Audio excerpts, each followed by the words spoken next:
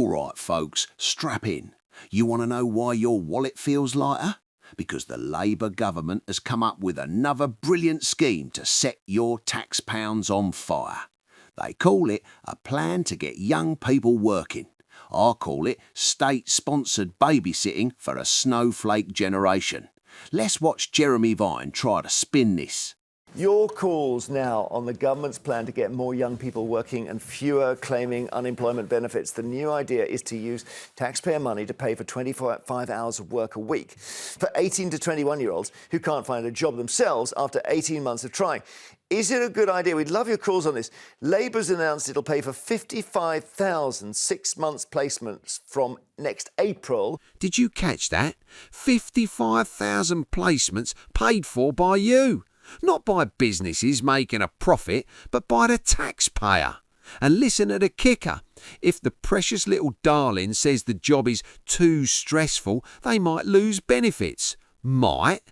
In the real world, if you don't work, you don't eat. In Labour's Britain, if you don't work, you get a rug and a cheque. You'll be paid at minimum wage. It'll go to these benefit claimants, and they'll be in construction, hospitality, or health and social care.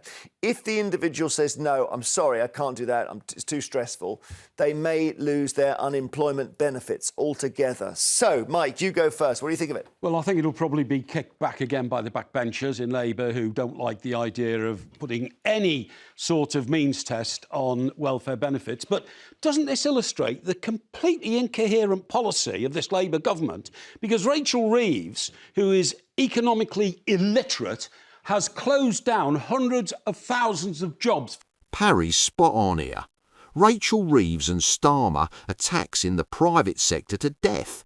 They kill the real jobs in pubs and construction with high taxes and massive minimum wage hikes, and then they turn around and say, don't worry, the government will hire you. It's socialism 101. Break the economy's legs and then offer it a government crutch. For young people in these very industries, hospitality in particular, construction, where young people often start their working lives, have gone. Pubs because of the employer national insurance rise. More than that, the increase in minimum wage twice since Labour got into power, the national insurance rise, as you quite rightly say, and from next April, increased business rates on the high street. Now, these are killing jobs for young people. All this is a bit of a sticking plaster to say, oh, we will give some kids a 6-month placement, but then after the 6-month placement, the company they go to has got to then pick up their employment contract and take them on, and they can't. Well, do they have to? Do they have to do that? They don't have to. The option can't is. They let them go? And what I'm saying is they won't. No, so it should be a sticking plaster. Well, I don't know, Andrew. Can we be more positive? Do you think?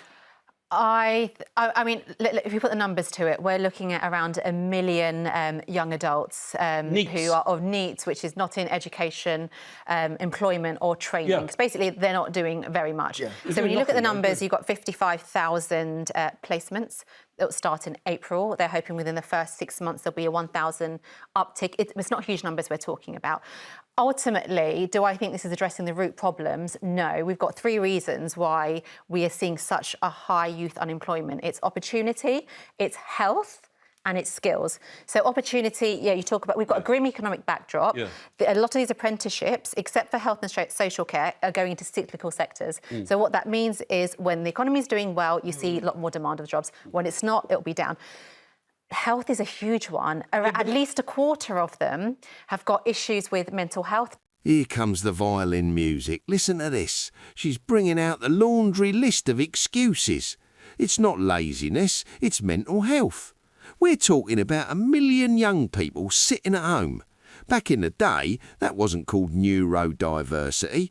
It was called needing a kick up the backside. Disability, we don't have access. But you see, this is a new health problem, Andrew. It's a new health problem. I can talk all day long about that. It's not a new, because we can start talking about the fact that I did not grow up with social media. Yeah. I was not overwired. In my home, I was safe. I wasn't cyberbullied. These children, young adults now, have been exposed to different conditions to us. So our resilience is slightly different. So rather than, I feel passionately about this because we finger point at these kids and collective responsibility. So what I want to say is we do not have quick, prompt access to psychological support. But the bar in this has country, been so we lowered. do not have that. The bar has been so lowered for things like mental health. It's ridiculous. Utterly ridiculous. So what we're talking about is a fraction of those who we think are leveraging the system to their advantage. That's one part of a bigger, wider societal social issue. media has made people mentally ill, fundamentally. When we grow up and our minds are developing cognitively, we need to be out of fight or flight mode, whereas their nervous systems have been on fire. Oh, give me a break. Our nervous systems have been on fire. No, love, what's on fire is the taxpayer's patience. She is literally arguing that because these kids grew up with TikTok and cyberbullying, they are too fragile to lay bricks or pour a pint. This is the soft bigotry of low expectations. We are raising a generation that thinks anxiety is a career path. So then by the time they're 18, they are a bit burnt out. Also, on top of that, look, I had hunger and ambition when I came from a very, very humble background. And I worked 7 days a week during my summer holidays. 2 days was paid in a shoe shop.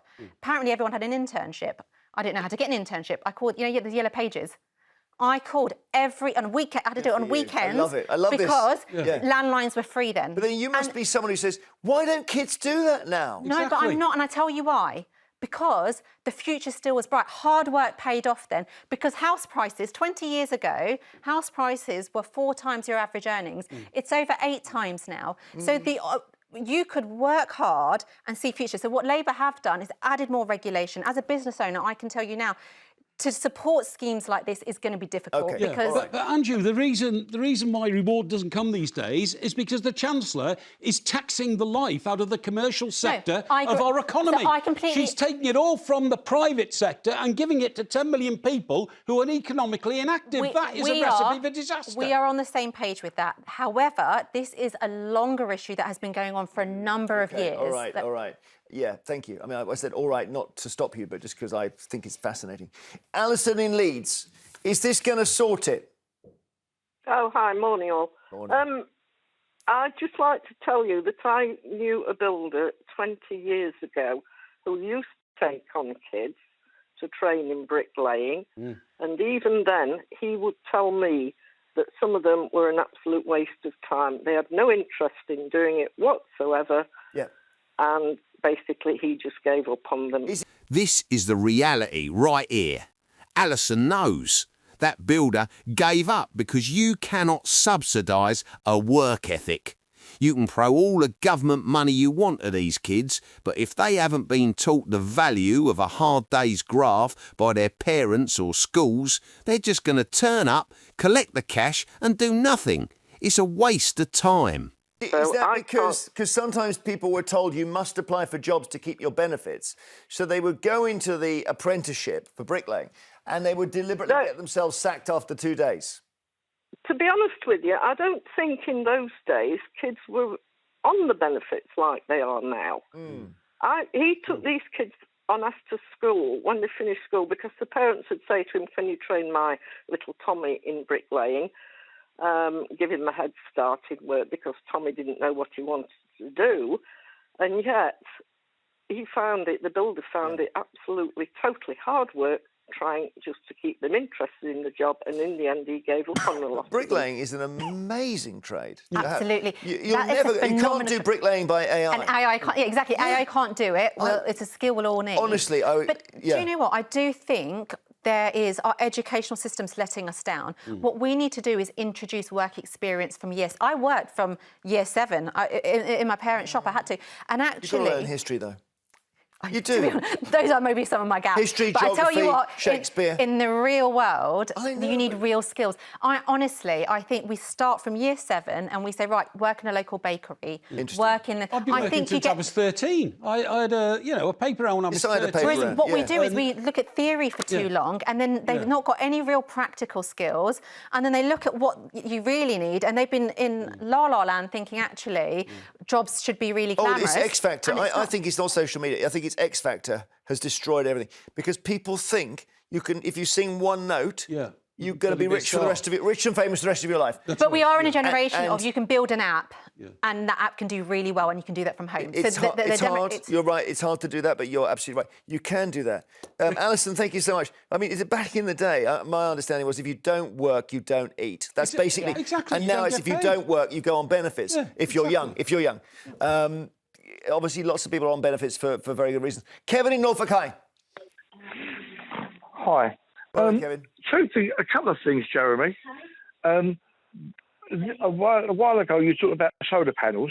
Oh, yeah. And you said about, which I didn't like very much, about people being obese. You said, I don't want some large person on my roof doing solar panels in case they fall through. I can't believe I said that. Right, you did, right? Hang on. You did say that on TV. You actually complained about it. I don't want a large person on my roof doing solar. Right. Can you let me speak? Well, yeah, but I'm disputing this premise.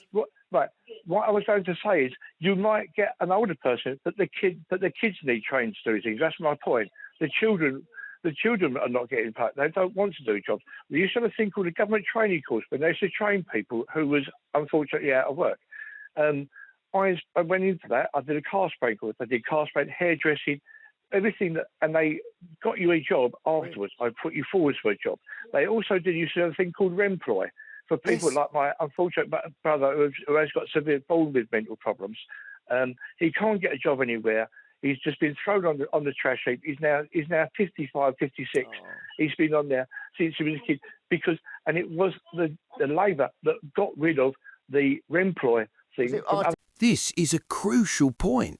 Remploy gave disabled people purpose and work, but the do-gooder lefties shut it down because it wasn't equitable enough. They'd rather people rot on benefits at home than have a job that maybe pays a bit less but gives them dignity. It's disgusting. Was it YTS? Is that what we're talking about here? No, it wasn't. It was called Remploy. It was actually for disabled people with disabilities to get them into work, give them a little bit of cash. Other people got their jobs done, and it was a brilliant idea, getting people with mental problems and severe disabilities. I have a feeling there was a controversy because it emerged that you were paid less per hour if you were disabled. Right, you were, and then there was a whole kind of heated thing about, and then they shut it. And actually, as Kevin says, there's a big downside to shutting it because it was allowing people with disabilities to become essentially cut-price workers. Yes. I'm not making a value judgment, but it's true. They used to have institutions where goods were produced. You're absolutely right, under certain circumstances which were helpful to disabled people. But you're right, it turned out to be a scandal because it was cheaper than producing them in a factory. I'm trying to Kevin's story about me saying that I don't want a large person on my roof. I can understand why I might say that because obviously we need, it needs to be reinforced and everything. But I had solar panels on my roof. Anyone can fit them. I mean, there's got to be. I don't know what the story is. You're going to go home and rewind. I've got to have a look at the tape there, but that must be several years ago. I do think, though, we have to start thinking more creatively. Yes. Apprenticeships are the way forward. Well, we have a very low return on investment in our university education because there are too many courses out there that are not relevant.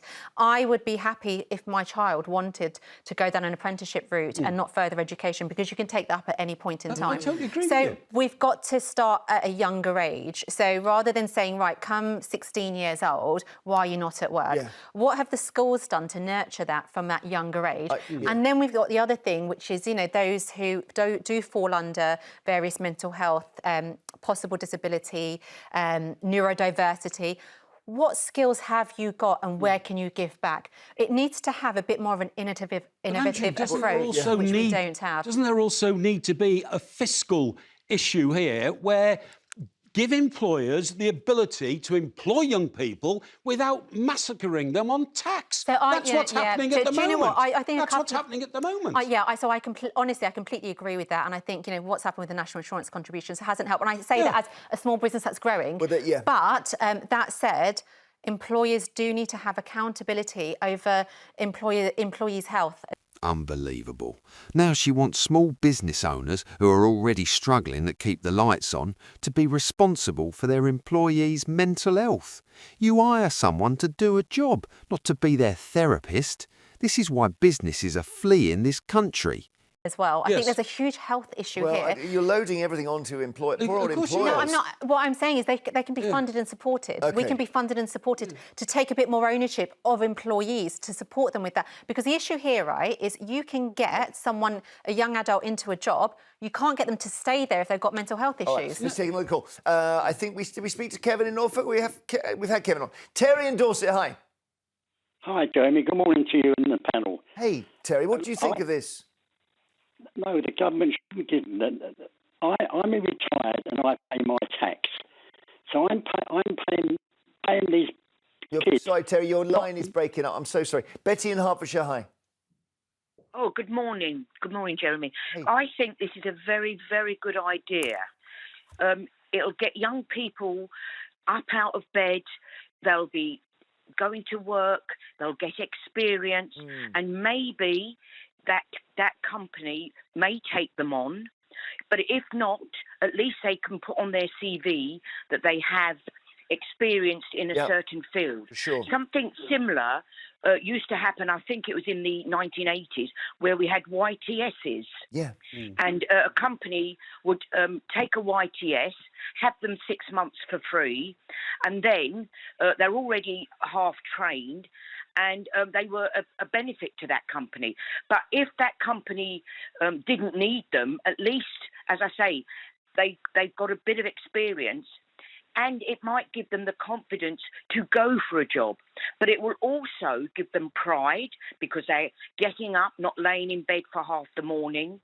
They get into that habit of getting up at a decent time, going to work.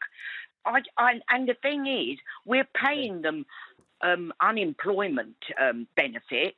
So what's the difference of paying them? Yeah, but Okay, hang on. Let's just get. I've got Terry back. I want to get Terry on quickly. Hi, Terry. Sorry, you fixed your phone. Yeah, sorry, Jeremy, about Not that. at all. Not at all. Yeah. I'm a taxpayer. I'm retired, and I pay my tax on my pension. So my tax is going towards these people who don't want to work. Why should they go into work when they get more on benefits? Terry is the voice of the nation right there. A pensioner, paying tax on his hard-earned retirement, watching that money go to able-bodied 20-year-olds who simply refuse to clock in because the benefits pay better than a job. The system is broken, and Labour is just printing money to cover the cracks. Well, there we are. Maybe the answer is that a career will give you more satisfaction. Thank you, Terry, so much. It's infuriating, isn't it? We are watching the death of the work ethic in real time, funded by your paycheck. They want to turn the whole country into clients of the state. So here's my question for you. If you refused a job because you found it too stressful, do you think your neighbour should be forced to pay your bills? Let me know in the comments below.